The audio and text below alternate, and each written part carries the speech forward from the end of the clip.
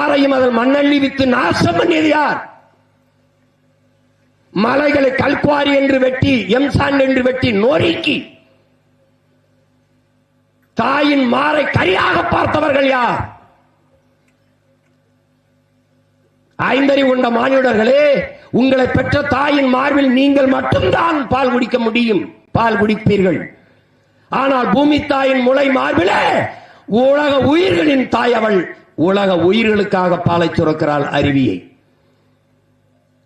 அது மட்டுமானது அல்ல. ஆடு மாடுகள், புல்லு பூண்டு, நாய் நரி கொக்கு காகம் குருவி தே பூச்சி வண்டு எல்லாவற்றுக்கும் பூமி தாயின் மார்பிலே இருந்து வருகிற பால் அருவி ஆறு.